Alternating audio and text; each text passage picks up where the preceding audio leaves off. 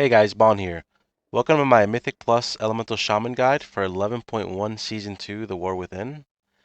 I'm going to be covering how to do damaging keys, what talents I use, suggested crafts, enchants, consumables, stat priorities, and basic rotations for single target and AOE. Let's start with basic talents for Mythic Plus. The Stormbringer talents in the middle and the Elemental talents on the right are standard. You almost never change these. The Shaman talents on the left can be changed depending on what you need for the dungeon. If you want to do a little bit more single target but sacrifice some AoE, feel free to swap over Charge Conduit to Power of the Maelstrom and Herald of the Storm for Fury of the Storms. For crafts and embellishments, I suggest that you craft the one-handed Everforged Dagger with Ascendance and a one-handed Everforged Defender with Writhing Armor Banding. In this case, I got a Mythic Shield from my vault, therefore I did not craft a shield. The third next best option is a crafted Glyph Etched Cuisses with a Dawn Thread lining. The Dawn Thread lining is better for keys, which gives you that extra crit, and the Ascension works pretty well. It's just a good enchant to put on your weapon. Now you can also opt to craft a two-handed Vagabond Staff, which will save you crests, but it'll make you less tankier in Mythic Plus, which is why I always suggest crafting a shield. For enchants, you'll want the basics. Chant of Winged Grace, which is avoidance for your cloaks. Crystalline Radiance, which is intellect for your chest. Avoidance, which is for your bracers. Authority of Radiant Power, it should be your weapon enchant. For rings, I recommend simming your character to see what best stats are going to be for you. For boots, I like to opt with Scout's March, but you can also use Defenders, which gives more stam. And for your legs, you're going to be using Int and Stam. Make sure you're using all rank 3s. For consumables and self buffs, always have Lightning Shield on you, which is 8% extra nature damage. Always buff yourself and your group with Sky Fury. Algari Healing Potion is what we use for healing in case of emergencies. Flask of Alchemical Chaos for DPS. Algari Mana Oil for DPS. Never use Flame Tongue as we no longer use that talent. Crystallized Augment Rune if you can. Tempered Potions rank 3 if you can, otherwise rank 2 is just as good, slightly worse. For food buff, a Feast or Hearty Feast is the go-to, and if not, go ahead and do Belladar's Bounty.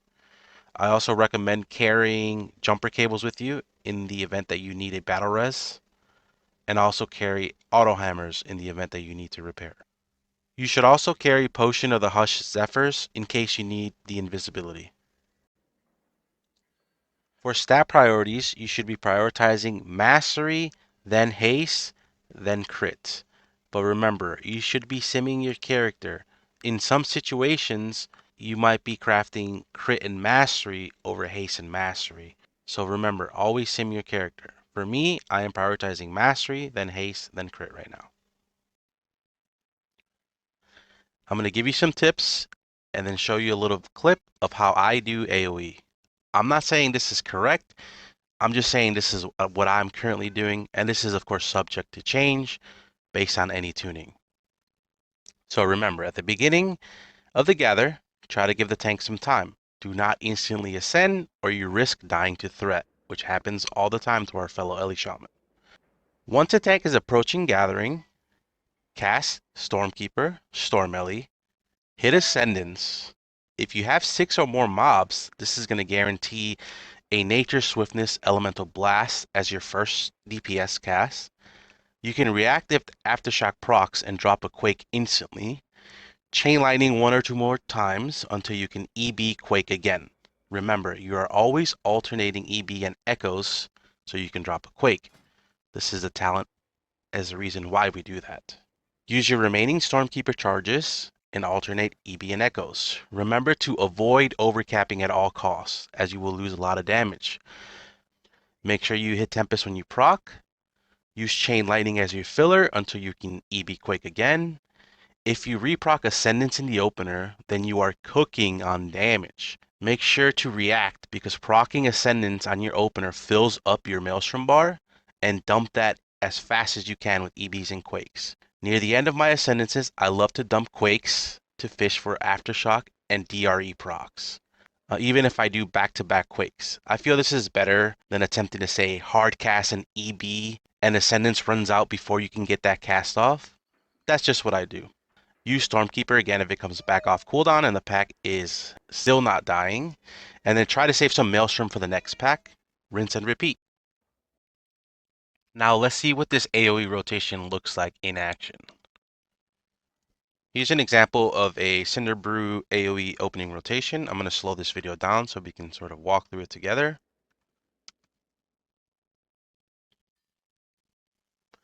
Alright, remember, it's very important to let your tank gather. If you start immediately ascending, you're going to rip threat and die. So feel free to wind rush your tank. Let him get his gathering. I'm not going to talk about kicks or personals. We're strictly focusing on damage. Once you see that your tank and the mobs are sort of generally circling around the tank, you're sort of good to go. So I like to open with Stormkeeper Storm Ele and then immediately ascend into a Nature Swiftness Ele Blast. Now sometimes you will proc Aftershock, which gives you your Maelstrom back. In this situation you have time to react and instantly drop a Quake. In this case I do not. So I'm going to go ahead and cast one Stormkeeper charge, which will allow me to Quake again, sometimes two. I use both charges here and then we Quake. I immediately proc a Reascend with that Quake and I overcap with the Chain Lightning, which is okay, that's going to happen. If you see you're ever at full Maelstrom, this is enough to drop an EB Quake, which will dump your Maelstrom, unless you proc. Always react to your procs. After this, you use Tempest if you proc, and then just Chain Lightning as your filler. Once you have enough to Ele Blast again, you go ahead and Ele Blast your priority target, and keep spamming Chain. In this case, we overcap again because our Aftershock proc. Again, that's perfectly fine. Just try to react to that and then dump your Maelstrom. We Quake because we have an empowered Quake, and we should chain Ele Blast again because we're about to have enough to Ele Blast. And we chain and we Quake. Your Stormkeeper should come off cooldown. Since the pack is not really close to dying, I will likely resend this Stormkeeper and continue our normal AoE rotation.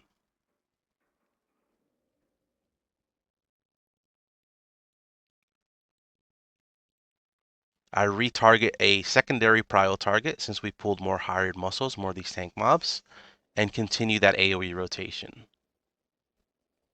Once everything begins to die, you begin to single target your prio mob. Here we still have enough to chain lightning. Once you're down to your one mob, then you switch to a lightning bolt filler single target rotation, which we can cover after our AoE rotation. And remember, in your AoE rotation, you're not going to play perfectly. You're going to have mistakes. You saw me in that clip. I overcapped Maelstrom. I casted a lightning bolt when I thought I had a Tempest. It's going to happen. Don't worry about it. I always say ABCs, always be casting and try to make up for it. Let's talk about single target rotation. Our single target rotation is not giga strong, especially if you go into a boss with no Ascendance. Expect to do tank damage sometimes. If you do have Ascendance, try to pull some Maelstrom before sending Ascendance. I'm going to give you some quick tips before I show you single target. Always maintain Flame Shock on your target, but try not to reapply in Ascendance windows. Always try to Lava Burst before Elemental Blast, Stormkeeper charges, Empowered Earthquake, Tempest, Ice Furies, and Lightning Bolts in this order. Yes, even hardcast Lava Burst. Always try to remember to proc your Ice Fury Fusion of Elements. Hardcasting EB into Ice Fury automatically procs Fusion. If you use Ice Fury on its own, then remember to proc Fusion by either reapplying Flame Shock or hardcasting a Lava Burst into any nature spell. Lightning Bolt is your filler. Save Nature Swiftness for movement globals. It's very helpful to NS an EB, a Tempest, a Chain Lightning, even a Lightning Bolt while moving out of mechanics. Save your Frost Shocks only for movement globals. They are very useful. Try not to overcap MS, even if it means sending a spender without buffing it with Lava Burst. And remember, ABC, always be casting Save Spirit Walker's great for movement times, especially in Ascendance windows. Our uptime is our damage. We have no real damage if we are not casting. Flame Shock is our only dot, and the damage that Flame Shock does is very low. Here's how I do my single target opener with CDs up. Cast Stormkeeper before the boss, drop Storm Ele, cast Ascendance, Lava Burst, Lightning Bolt until you can use a spender, Lava Burst, hard cast Elemental Blast into Ice Fury if Ice Fury is available. If no spender or Stormkeeper charge, then Lava Burst and Ice Fury or Lava Burst and Lightning Bolt. Lightning Bolt is your filler. Even send Stormkeeper charges naturally if you don't have a Lava Burst or you're stuck movement. Always try to Lava Burst and hardcast EB into Ice Fury. It's very important as this automatically procs your Fusion of Elements. And only echoes if the boss will not move at all. If you proc Ascendance, your rotation continues as normal. Try not to Flame Shock or Frost Shock in Ascendance as they are not affected by Mastery, so no extra bonus damage procs during Ascendance. Let me show you what the single target rotation looks like in action. Here's a video of me doing single target on a dummy. We're going to slow this down so you can see what I cast. I'm going to go ahead and open with Stormkeeper Storm Ele into Ascendance. And then I'm going to hard cast, buff my spenders. If I don't have spenders, I'm going to buff my Stormkeeper charges. If I don't have Stormkeeper charges, I'll buff my Tempest or my Lightning Bolts. Either way, always try to hard cast a Lava Burst into a spell. Here we do Lava Burst into Elemental Blast. Now this is important. While you're hard casting Elemental Blast, if you have Ice Fury, it's very important to hit this, as this will proc your Fusion of Elements talent automatically. Here, as we're approaching Maelstrom Cap, I don't have enough to buff my Earthquake, so I'll send it even single target just to avoid any kind of overcapping situations and continue my DPS. Sending a natural Stormkeeper charge is perfectly fine as I had no other way to buff it. As long as you keep casting. Lightning Bolt is your filler. Here we Lava Burst into an Ele Blast because we can do it. That Lava Burst procced Ice Fury, so I'm going to make sure I hit Ice Fury during this Ele Blast cast. And then I Lava Burst to buff my Tempest. Now, after the Tempest, I send a natural Ice Fury because I know I have to refresh Flame Shock soon. Pressing Flame Shock on its own will proc your Ice Fury Fusion of Elements talent. So this is another nice tip. Now we continue our single target rotation, Lightning Bolt filler. You're going to Lava Burst to buff your Empowered Earthquake as long as the target is not going to move. And then Lava Burst Lightning Bolt until you can Lava Burst Spender again.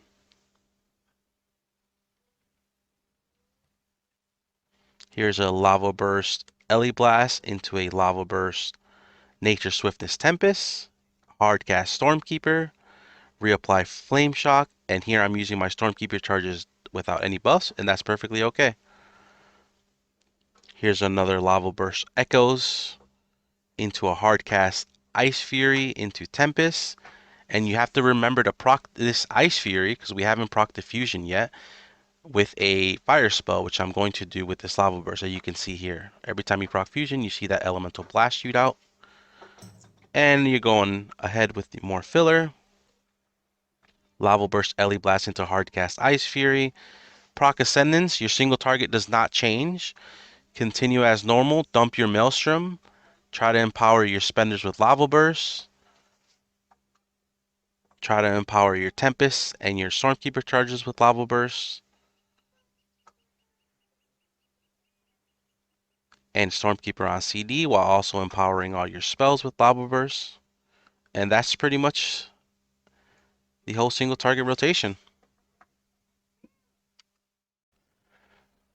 For trinkets and gear, you're going to want to aim to get the Mugs Moxie Jug from Raid and the House of Cards that also drops from Raid from the One-Armed Bandits. These are likely going to be your two best in slot trinkets for keys. For tier, you'll be wearing 4-piece with your off-piece legs, which is why I recommend crafting the legs. Our actual best in slot legs come from Mythic Plus Dungeon with Haste Mastery, and you won't be getting those unless you get lucky from Vault. Your best in slot ring is going to be the Jasser Diamond with a Mythic eye level ring that can replace the circlet once your sim is higher than your circlet.